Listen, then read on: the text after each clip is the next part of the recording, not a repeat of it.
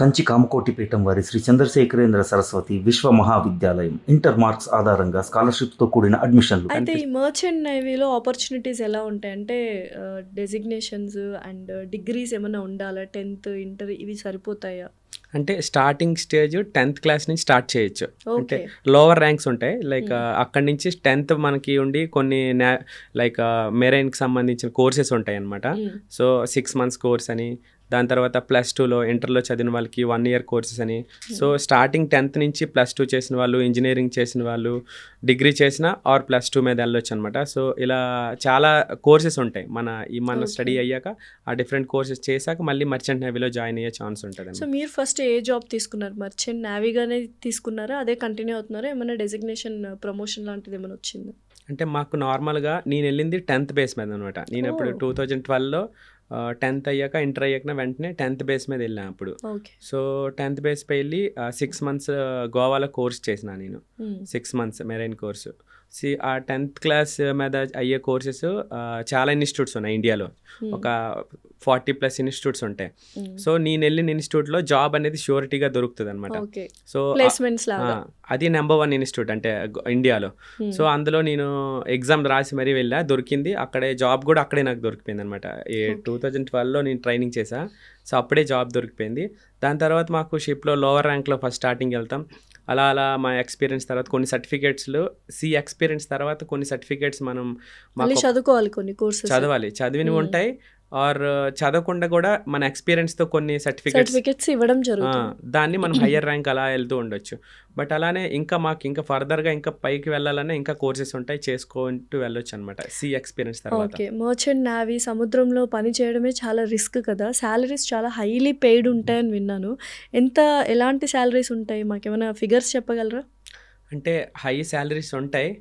అందరికీ గుర్తొచ్చేది merchant navy అంటే ఎక్కువగా హై శాలరీస్ ఉంటాయని తెలుసు. బట్ ఆ లైఫ్ కూడా అంతే టఫ్ ఉంటుంది, అందువల్ల అంత హై శాలరీస్ ఇస్తారు. స్టార్టింగ్ అంటే లోవర్ ర్యాంక్ నుంచి వెళ్తే మినిమం 30,000. అంటే జస్ట్ అప్పుడే జాయిన్ అయిన వాళ్ళకి, 10th పాస్ అయిన వాళ్ళకి మర్చెంట్ నేవీలో జాబ్ తెచ్చుకుంటే 30,000 ఉంటుంది మినిమం. ఓకే. 30,000 అంటే వాళ్ళు వెళ్ళే షిప్ కంపెనీ అలా డిపెండ్ అయి ఉంటుంది. కొంతమంది ఇంకా తక్కువ కూడా వెళ్ళే ఛాన్స్ ఉంటుంది. అది స్టార్టింగ్. తర్వాత కొద్ది రోజుల ఎక్స్పీరియన్స్ తర్వాత మాకు కొంత ర్యాంక్స్ ఉంటాయి. ఆ ర్యాంక్స్ మనం వెళ్ళామనుకో మినిమం 1 lakh అనేది ఖచ్చితంగా ఉంటుంది అనమాట. సో అంటే విత్ ఇన్ షార్ట్ పీరియడ్ లో మనము ట్రాన్సిషన్ అనేది చూస్తాం, వేగంగా చూడొచ్చు, హైక్ చాలా వేగంగా చూడొచ్చు. ఓకే. బట్ అలానే హయ్యర్ ర్యాంక్ ఏదైతే ఉందో ఆఫీసర్స్లో కెప్టెన్ ఉంటారు, చీఫ్ ఇంజనీర్ ఉంటారు, వాళ్ళకి పర్ మంత్ 10 lakhs నుంచి 20 lakhs వరకు వచ్చే ఛాన్స్ ఉంటుంది పర్ మంత్. 10 lakhs నుంచి 20 lakhs అంటే నావిగేషన్ ఆఫీసర్ లైక్ కెప్టెన్ అంటారు, షిప్ కెప్టెన్, అలాగే చీఫ్ ఇంజనీర్ అంటే వాళ్ళిద్దరికి సేమ్ సాలరీస్ ఉంటాయి, హయ్యర్ ర్యాంక్ అనమాట వాళ్ళవి. అయితే ఒక్కసారి మీరు వెళ్తే షిప్ లోకి మీ జాబ్ ఎన్ని డేస్ అక్కడ హోల్డ్ అయిపోతారు? రిటర్న్ ఎప్పుడు వస్తారో? అసలు ఇంటికి ఎంత ఫ్రీక్వెంట్ గా వస్తారు? మంత్లీ ఉండదు అసలు, ఫ్రీక్వెన్సీ ఉండదు అసలు. ఫ్రీక్వెన్సీ చాలా దూరంగా ఉంటాం. ఓకే. లైక్ మేము వన్స్ మాకు అగ్రిమెంట్స్ మీద వెళ్తాం అనమాట. 9 months ఉంటాయి, 6 months కాంట్రాక్ట్ బేసిస్ ఉంటాయి.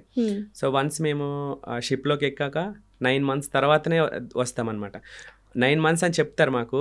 ఆల్వేస్ మనం ప్లస్లోనే ఉంటాం అనమాట. 10 months 11 months అలానే వస్తాయి, ముందు ఎప్పుడు దించారనమాట. 10 months ట్రావెల్ చేస్తారు మీరు షిప్లోనే. మళ్ళీ రిటర్న్ వచ్చిన తర్వాత ఎన్ని మంత్స్ మీకు ఆఫ్ అనేది ఉంటుంది? మాకు 3 months ఆఫ్ ఉంటుంది. ఆఫ్లో శాలరీ ఉండదు. అవునా? 3 months ఉండొచ్చు, 1 year మీరున్న శాలరీ అనేది ఉండదు, కాబట్టి మీరు ఎన్ని నెలలైనా ఉండొచ్చు. బట్ అది చాలా అన్యాయం అనిపిస్తుంది. మరి అంతే, కష్టమే కదా, కొంచెం కష్టమే. ఎందుకంటే ఇప్పుడు 1 year ఉండిపోయానుకో అసలు నీకు శాలరీ ఇన్కమ్ అనేది ఉండదు. మళ్ళీ వెళ్తేనే అక్కడ ఉన్నప్పుడే శాలరీస్ అనేవి వస్తాయి అనమాట. 10 months అంటే చాలా ఎక్కువ పీరియడ్. యూజువల్గా కమ్యూనికేషన్ కానీ, సముద్రంలో నెట్ ఉండదు, సిమ్ ఉండదు, ఏముండదు, ఓన్లీ శాటిలైట్సే. ఒకప్పట్లో మీరు జాయిన్ అయినప్పుడు అస్సలు చాలా అరుదుగా ఉండేది. ఎలా ఉండేది కమ్యూనికేషన్ ఇంట్లో వాళ్ళు? నేను జాయిన్ అయినప్పుడు అయితే పూర్తిగా ఇంటర్నెట్ అనేది అసలు లేదనమాట, అసలు ఫెసిలిటీ లేదు. మాకు కాల్స్ ఉండే నార్మల్గా షిప్లోనే శాటిలైట్ కాల్ ఉంటుంది. దాన్ని మేము కొనుక్కోవాలన్నమాట. లైక్ $20 $30 అని కొనుక్కోవాలి. సో అవి కూడా ఒక 17 minutes 15 minutes అంతే దొరుకుతుంది. ఆ ఫోన్ మాట్లాడినప్పుడు కూడా మనం ఇటు నుంచి హలో అన్నాం అనుకో, వాళ్ళు విన్నాకే మళ్ళీ రిటర్న్ వినేవా అలా ఉంటుంది అనమాట. సాటిలైట్ లో డైరెక్ట్ గా మనం మాట్లాడుతున్నప్పుడు అలా రాదు. టాకీ వాకీలో మాట్లాడినట్టు walkie ఉండాలి. మనం talkie లా మాట్లాడేది అయిపోయిన తర్వాత వాళ్ళు మాట్లాడి విన్న తర్వాత మళ్ళీ మనం అలాంటి టైప్ ఫోన్ కాల్స్ ఉండేవి అప్పుడు. అప్పుడు వెంటనే మినిట్స్ కూడా అయిపోతుంటాయి. జస్ట్ బాగున్నామా చెప్పడానికే ఉండేది అలా. జస్ట్ ఇక్కడ సేఫ్ గా ఉన్నామనే తెలియాలంటే జస్ట్ ఆ కాల్స్ తో చేసేవాళ్ళం. నెక్స్ట్ కొన్ని కంట్రీస్ వెళ్ళినప్పుడు అక్కడ లోకల్లో సిమ్ కార్డ్స్ అనేవి మాకు సెల్ చేస్తారనమాట. ఓకే. ఆ పోర్ట్ దగ్గర ఉన్న వాళ్ళు వచ్చేసి ఎక్స్ట్రా మనీ కోసం తీసుకొని అవి పే చేసుకుంటాం. అలా యూజ్ చేసేవాళ్ళం అనమాట. ఓకే. ఇప్పుడు ఈ మధ్య కాలంలో ఇంటర్నెట్ కొంచెం కొన్ని కంపెనీలు ప్రొవైడ్ చేస్తున్నాయి మంచిగా. సో దాంట్లో అయితే శాటిలైట్ ద్వారా యూజ్ చేస్తాం. కొన్ని కంపెనీలు కూడా పే చేసి మేము కొనుక్కోవాలన్నమాట. Like okay. తక్కువ ఎంబీ ఇస్తారు, బట్ పే చేయాలి ఎక్కువ పే అన్నమాట. చేయాలి. అంటే వాయిస్ కాల్ మాత్రమేనా? ఎప్పుడైనా చూడాలని 10 నెలలు ఇంట్లో వాళ్ళని చూడకుండా ఉండడం అంటే చాలా డిఫికల్ట్. ఇప్పుడు విదేశాల్లో ఉన్న వాళ్ళకి ఈజీ యాక్సెస్ ఉంటుంది. మ్మ్. వీడియో కాల్ చేసుకుంటారు. అట్లా వీడియో కాల్ ఆప్షన్స్ ఉన్నాయా? బట్ వెరీ కాస్ట్లీ అని ఎవరు చేయరా? అంటే కొంతమంది అంటే లైక్ మాట్లాడకుండా కంట్రోల్లో ఉంటారు. ఎందుకంటే ఇంత మనం కష్టపడడానికి వచ్చాం, ఈ అమౌంట్ ఎలా వేస్ట్ చేయడం ఎందుకని ఆలోచించి కొంతమంది కొనరు, బట్ కొంతమంది కొనే ఛాన్స్ ఉంటుంది. సో డైలీ కూడా మాట్లాడాలని ఉంటుంది కదా, పేరెంట్స్ని ఫ్యామిలీస్ని మిస్ అవుతుంటారు. కాబట్టి ఈ టైంలో అది ముందైతే అసలు ఆ ఛాన్సే లేదు. ఓన్లీ జస్ట్ వాయిస్ కాల్తోనే చాలా హ్యాపీగా ఫీల్ అయ్యే ఫీల్ ఛాన్స్. అయ్యే వాళ్ళు ఉండేవాళ్ళు. బట్ ఇప్పుడు శాటిలైట్ ద్వారా కొంచెం మంచిగా ఉందన్నమాట. చాలా ఈజీ లైఫ్ అనిపిస్తుంది కొంచెం. ఓకే. హాలిడేస్ నుంచి ఇంకా జాబ్కి వెళ్ళేటప్పుడు ఎలా ఉంటుంది ఫీల్? అంటే ఇంకా మనం వస్తామా రామా అన్న థాట్సే ఎక్కువగా ఉంటాయి. It is very risky, very dangerous కదా. అసలు ఆ జాబ్, అలాంటి జాబ్ని ఎందుకు చూస్ చేసుకున్నారు మీరు? మర్చెంట్ నేవీగా ఎందుకు అంటే చూస్ ఇప్పుడు చెప్తే మీరు షాక్ చేసుకోవాలనిపించింది? అవుతారు. మా విలేజ్ లో ఉన్న 1000 మెంబర్స్ ఉన్నారనుకో, అందరు ఇవే జాబ్స్ అన్నమాట.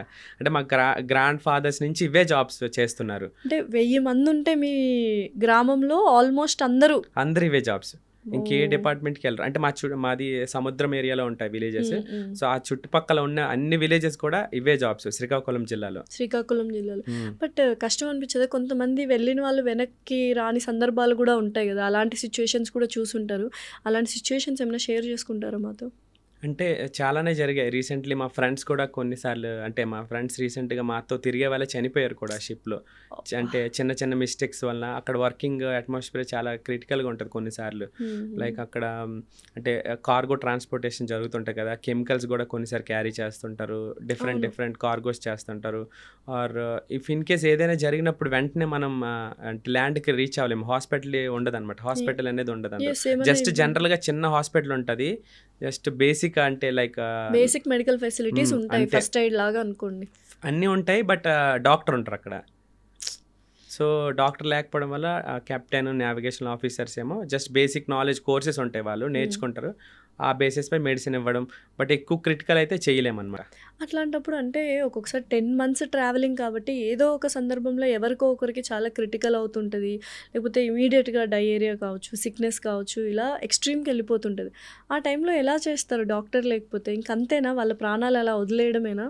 అలా లేదు, అంటే అయ్యే ఛాన్స్ ఉన్నప్పుడు ఎప్పుడైతే పోర్ట్కి దగ్గరగా ఉంటుందో అక్కడి నుంచి హెలికాప్టర్ సర్వీసెస్ తీసుకుంటారనమాట. ఓకే. సో కొంచెం దగ్గరగా షిప్ని ల్యాండ్కి దగ్గరగా తీసుకెళ్ళి అక్కడ వాళ్ళని దింపడానికి ట్రై చేస్తారనమాట. ఓకే. సో సో మీ శాలరీ ఎంత అడగచ్చా?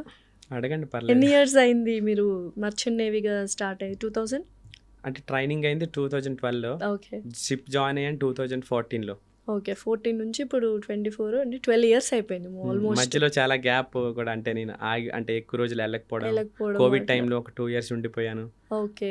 సో చాలా టైమ్స్ అంటే నేను ఎక్కువగా ల్యాండ్లో ఉండడం ట్రై చేస్తుంటా. అప్పట్లో మీకు స్టార్టింగ్ 30,000 వచ్చేదా? స్టార్టింగ్లో ఒక 30,000 ఇప్పుడు ఉండేది. ఎంత?